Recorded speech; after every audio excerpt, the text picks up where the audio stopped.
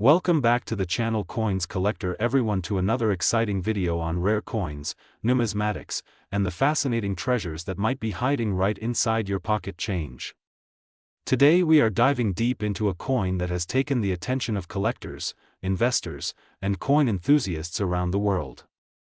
We are talking about the 1979 Liberty Quarter Dollar from the United States of America. This coin is more than just a small piece of metal. It is history, it is art, and in some cases it is worth a fortune. Believe it or not, certain examples of the 1979 quarter have been valued in the market at over $633,000. That is right, one single coin that many people might overlook or spend on a cup of coffee could actually be a life-changing treasure if it happens to be the right one. In this video we are going to walk through the full background and history of the 1979 quarter. We will talk about why it was made, what makes it special, what collectors look for, and of course the amazing current market value for rare and high-grade examples. So if you are interested in coin collecting or just want to know if you might be sitting on a small fortune, then keep watching, because this video will give you everything you need to know about the 1979 Liberty Quarter Dollar. Let's start with the basics. The quarter dollar coin has been part of the American coinage system for centuries. By the time we get to 1979, the United States Mint was already producing billions of quarters. The design at that time was the Washington quarter, first introduced in 1932 to honor the 200th anniversary of George Washington's birth. On the front side of the coin we see the portrait of Washington facing left with the word Liberty at the top and the motto "In God We Trust" to the left. The date 1979 is at the bottom. On the reverse side we find the famous heraldic eagle design with wings spread wide, arrows and olive branches below, and the words United States of America and quarter dollar around the edge. Now you might be thinking, if the design is the same as many other Washington quarters, what makes the 1979 version so special? The answer lies in rarity, condition, mint marks, and sometimes mistakes that happened at the mint. In coin collecting these are called varieties and errors. A small difference in the strike, a unique minting error, or even the overall quality of the coin can turn a common quarter into a rare treasure. The 1979 quarter was struck at 3 different mints. The Philadelphia Mint, which used no mint mark, the Denver Mint, which used the letter D, and the San Francisco Mint, which produced proof coins with the letter S. Philadelphia and Denver struck millions and millions of these quarters for circulation, so the majority of 1,979 quarters you find in pocket change are common. But within those millions there are rare varieties and coins that have survived in pristine mint state condition. Those are the coins that collectors are willing to pay incredible amounts of money for. One of the reasons collectors value the 1979 quarter so highly is because of the grading system. Coins are graded on a scale from 1 to 70, with 70 being a perfect coin showing no wear, no scratches, and no marks under magnification. Most coins that circulate through the economy drop down to lower grades quickly because they are used in daily life. But every once in a while a coin survives in uncirculated condition. If you find a 1979 quarter graded by a professional grading service at MS67 or higher, that is a coin that could be worth thousands, tens of thousands, and in rare cases hundreds of thousands of dollars. Another factor is mint errors. For example, some 1979 quarters may have been struck off-center, may have double die features where the design looks doubled, or may have planchet errors where the metal blank itself was flawed. Error coins like this are highly sought after by collectors because they are one of a kind. No two mint errors are exactly the same, and that uniqueness adds value. The more dramatic the error, the higher the potential value. Now let us talk about the San Francisco proof coins.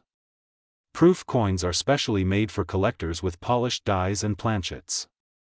They are not meant for circulation, and they usually have mirror-like surfaces. In 1979 the San Francisco Mint produced 2 different styles of proof coins, known as Type 1 and Type 2. The difference lies in the S mint mark. The Type 1 proof has a blob-like S that looks weaker, while the Type 2 proof has a clearer, sharper S. Collectors prefer the Type 2, and high-grade examples of this proof coin can be very valuable, but of course the star of the story is that one exceptional 1979 quarter that sold in the market for an incredible $633,000. That coin was a perfect storm of condition, rarity, and collector demand. While not every 1979 quarter will reach that astronomical figure, the fact that it is possible has made collectors search through their coins with renewed excitement. Imagine finding one of these in a drawer, in a jar of old change, or handed back to you in a store.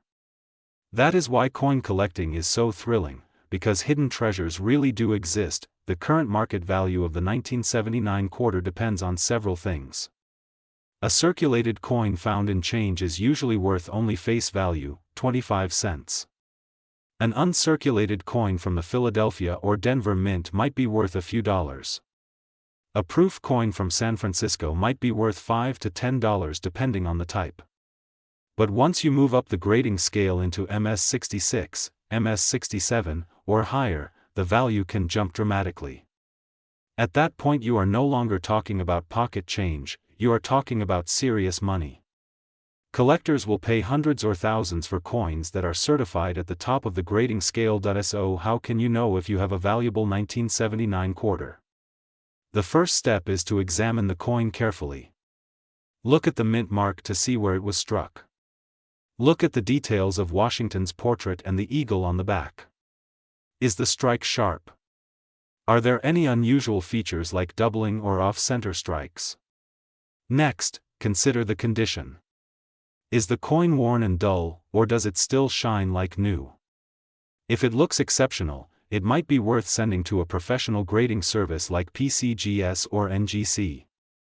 Having your coin certified by a grading company adds credibility and can significantly increase its value. Another tip is to check online auction records. Websites like Heritage Auctions and major coin auction houses publish their past sales. You can see what similar coins have sold for and get an idea of the current market. Remember, coin values are not fixed. They go up and down depending on collector demand, rarity, and the overall economy. Right now, with interest in rare coins at a high, values for top-quality 1979 quarters are very strong. To wrap up, the 1979 Liberty quarter dollar is more than just a piece of change. It is a part of American history, a work of art, and for some lucky collectors, a ticket to a small fortune. From its origins in the Washington Quarter series to its role in the late 20th century, this coin continues to fascinate. Whether you are a beginner just starting out or an experienced collector with years of experience, the hunt for that rare 1979 quarter is a thrilling adventure.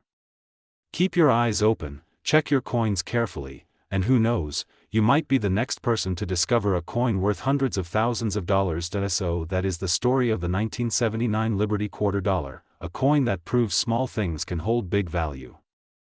Thank you for joining me in this deep dive into history, rarity, and the current market for one of America's most intriguing quarters.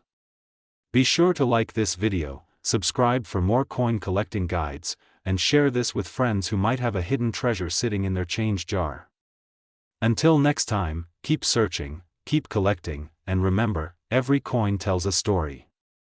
Today we are diving into a fascinating story that blends American history, numismatic beauty, and one of the most surprising discoveries in the modern coin collecting market. I am thrilled to welcome you back because in this episode we will be talking about the 1996 Liberty quarter dollar of the United States of America.